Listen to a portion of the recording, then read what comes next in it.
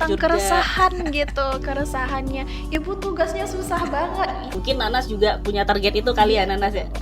Nah, ya, Bu. Iya, yang tembus cinta itu. Itu kan apa perlu dibubarkan saja? Ada tuh, Bu. Sayang aja sih kalau misalnya dibubarkan. Jangan lelah untuk berjuang. Oke. Itu aja. Oke.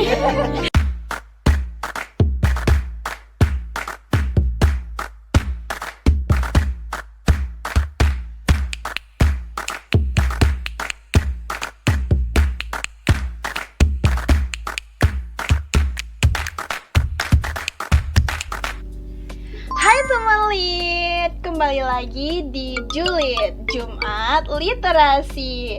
Nah, kenalin saya Tifa, host yang akan memandu teman-teman Lit semuanya untuk perbincangan kita pada hari ini. Nah, gimana nih kabar dari teman-teman Lit semuanya yang ada di rumah? Udah siap belum dengerin diskusi kita pada hari ini? Nah, untuk diskusi kita pada hari ini, kita bakalan bahas tentang React Introducing.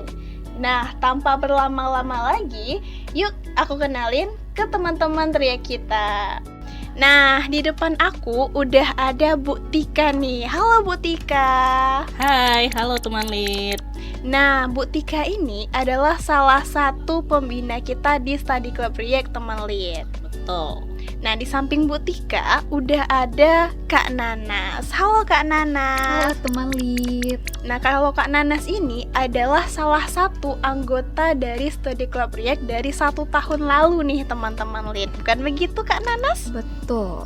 Nah, kalau gitu karena sayanya udah gak sabar nih teman-teman mau diskusi bareng 2 teman React kita yang culture ini.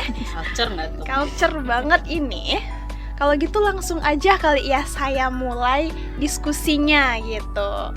Kita mulai dari mungkin perkenalan tentang React dulu kali ya. Apa sih itu React gitu loh. Boleh saya mau tanya ke Kak Nanas dulu deh. Oke.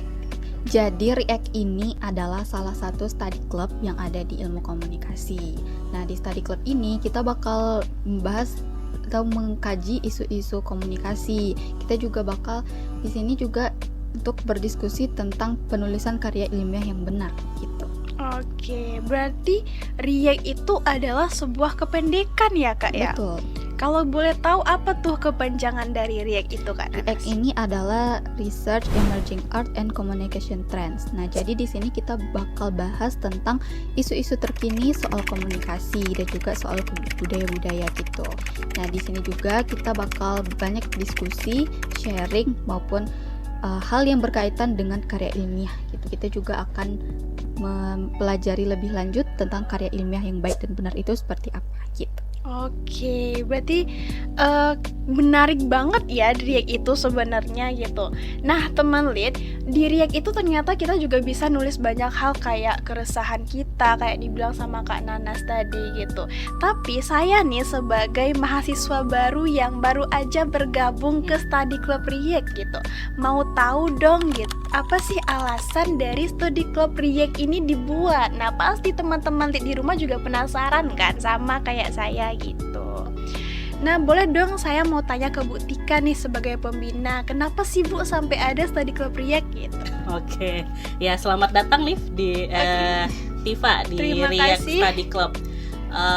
Sebenarnya untuk kenapa adanya React Study Club di Prodi Ilmu Komunikasi itu bermula berdirinya prodi itu sendiri, karena setelah kita melihat untuk capaian lulusan mahasiswa komunikasi itu tidak hanya sebagai pekerja komunikasi saja, tapi juga sebagai researcher atau praktisi komunikasi yang seharusnya mereka paham betul atau tahu betul tentang isu komunikasi terkini. Makanya dibuatlah Study Club tersebut sebagai ruang bermain teman-teman yang tidak hanya berdiskusi tentang isu komunikasi, juga meningkatkan keterampilan menulis ilmiah teman-teman.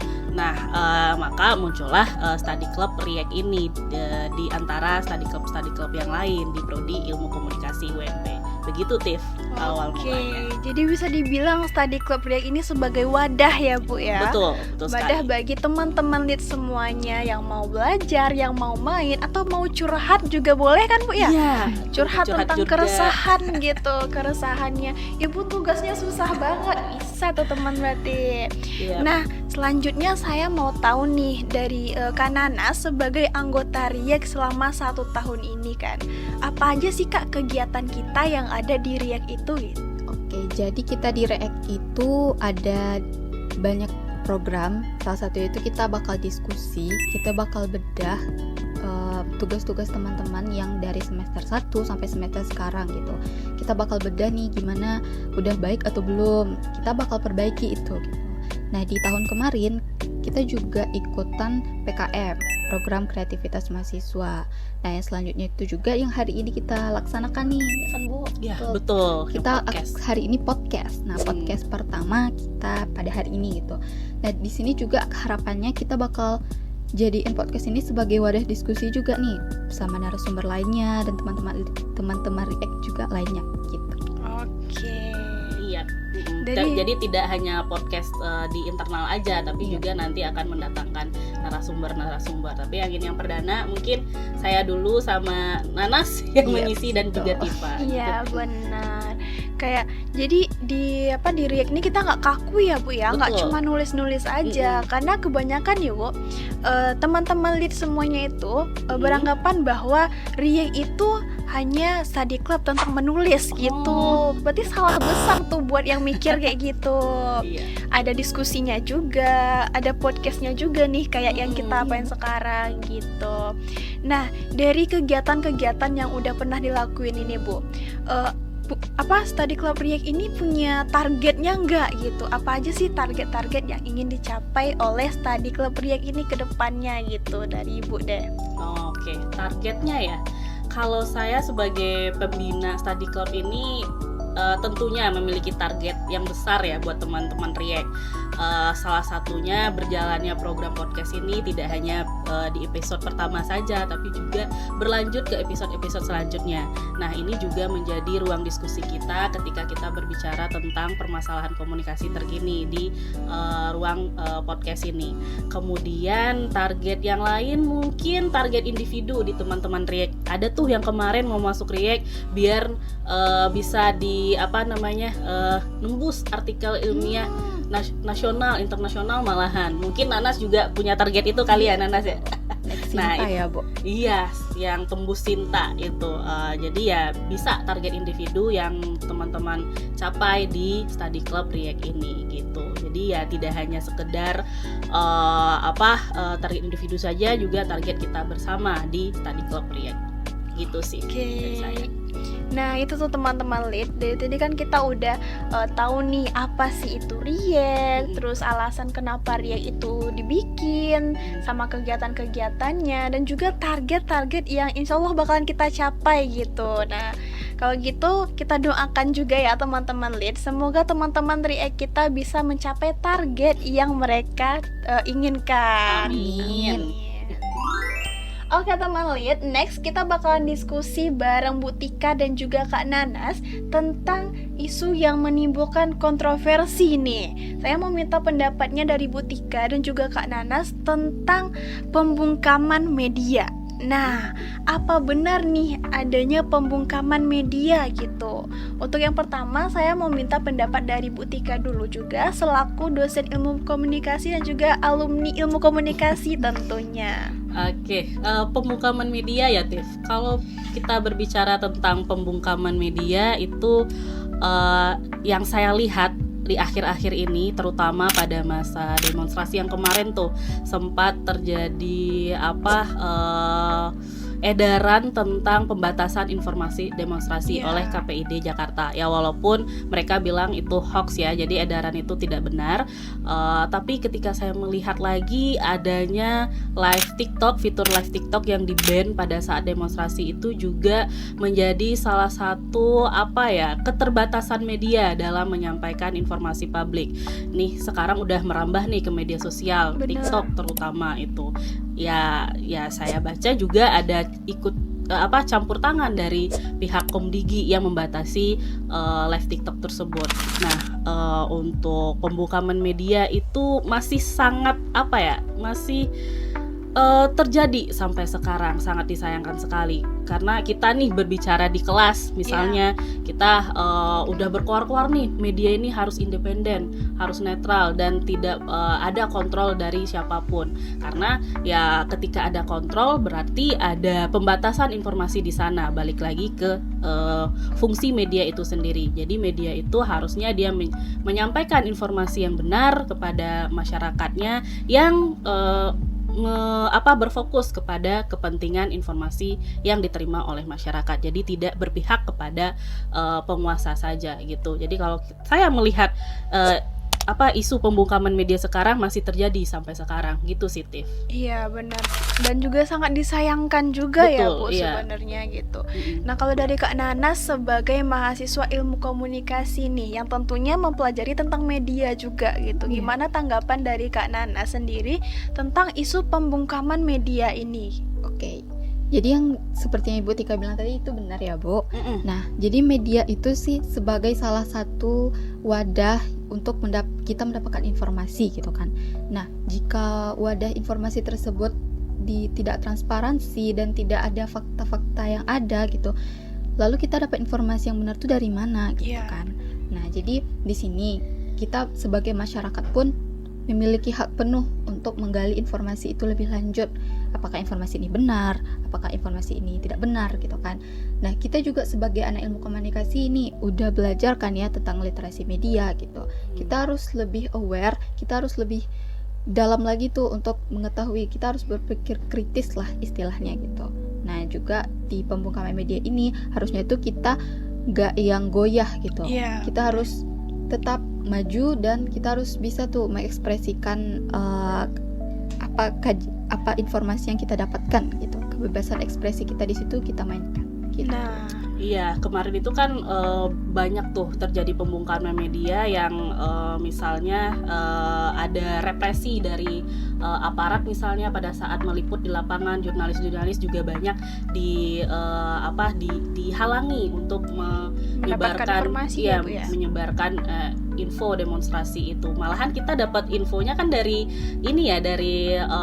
sosial media account yang lain gitu. Jadi kita cuman mengakses informasi lewat media sosial, sementara media dapat represi aparat di lapangan juga dibungkam oleh negaranya itu bener. Sih itu sangat disayangkan sekali ya sebenarnya, Bu. Nah, jadi dari akibat dari pembungkaman media ini, Bu dan Kakak, akhirnya lahirlah sebuah wacana dan respon juga dari himpunan mahasiswa Universitas Atmajaya. Oh, yang sempat kemarin itu ya? Bilang lagi sempat hot juga itu tentang pentingnya ilmu komunikasi lagi gitu kan. Apa gunanya lagi gitu kan. Apa perlu dibubarkan saja? Ada tuh, Bu, di Instagram ramai sekali itu kemarin gitu. Jadi tanggapan Ibu juga nih sebagai dosen ilmu komunikasi menyikapi wacana yang lahir dari pembungkaman media itu gitu. Oke, iya. Balik lagi ya, banyak respons yang mencuat soal edaran pembatasan informasi, kemudian live TikTok di-ban dan represi aparat pada jurnalis, dan banyak respon yang ditimbulkan, terutama yang respon mahasiswa ya, yang dari Atmajaya itu. Saya juga sepakat dengan hal itu, karena untuk apa prodi ilmu komunikasi ada sementara media tetap dibungkam di lapangan gitu. Jadi ya saya sebagai mahasiswa komunikasi juga alumni menyepakati respon dari himpunan Atmajaya tersebut gitu. Tapi kalau di kita juga ada yang merespon itu ya, cuman belum ada suara yang disalurkan ke publik yang lebih luas, masih di obrolan sini aja gitu. Benar-benar. Nah, kalau dari Kak Nanas nih sebagai calon dari sarjana ilmu komunikasi, gimana tanggapannya? Apa dibubarin aja ilmu komunikasi? Gimana nih, Kak? Sebenarnya ini menjadi hal yang sangat disayangkan ya gitu. Karena ilmu komunikasi itu bicara ilmunya tuh luas ya. nggak yang bicara aku udah bisa ngomong nih, aku udah bisa ini nih gitu. Kita nggak belajar itu aja di komunikasi gitu. Di kajian komunikasi pun kita juga erat ya dengan media gitu. Nah contoh aja nih, kita di kelas juga ada belajar bagaimana etika komunikasi, ada etika bermedia gitu. Nah itu yang harus, sayang aja sih kalau misalnya dibubarkan. Nah kita kasih contoh lah, misalnya di berbagai instansi itu perlu adanya humas atau public relation gitu kan. Nah humas ini humas ini bakal yang membranding si instansi kan gitu. Nah jadi di sini juga ada sosial media spesialis yang juga membantu untuk media sosial gitu. Juga ada di instansi biasanya itu bakal kerjasama dengan media gitu untuk memberikan informasi dari dalam kepada khalayak umum. Nah itu semua dari ilmu komunikasi ya Bu. Iya betul. Ilmu-ilmunya tuh dari komunikasi gitu. Jadi bisa dipikir lagi nih, kalau misalnya bubar, terus dari mana itu hal-hal tersebut bisa kita dapatkan. Tapi tenang aja Nas, kayaknya nggak bubar juga. Prodi komunikasi masih ada, terutama prodi komunikasi UNP yang udah 3 tahun ya umurnya. Iya, 3 tahun. Baru 3 tahun. Iya. Masih muda. Iya betul. Oke, nah gitu tuh teman lead, kita udah kan dengerin penjelasan dan juga pendapat dari Bu Tika dan juga Kak Nanas tentang isu pembungkaman media dan juga tentang rencana dan wacana yang keluar dari beberapa himpunan mahasiswa ilmu komunikasi gitu. Nah saya sendiri sebagai mahasiswa ilmu komunikasi juga merasa itu sangat disayangkan ya Bu, karena tempat kita, kebebasan kita dalam mendapatkan informasi itu jadi terbatas. Betul. Gitu, dan juga tempat berekspresi kita jadi semakin sempit gitu. Ruang karir dari mahasiswa ilmu komunikasi juga akan menyempit karena adanya pembungkaman dan tersebut gitu. Nah jadi kan kita udah bahas nih.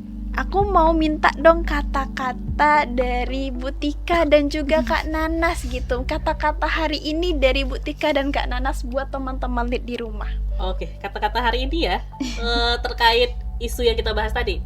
Boleh. Singkat saja. Kata-kata hari ini, jangan lelah untuk berjuang. Oke. Itu aja. Oke.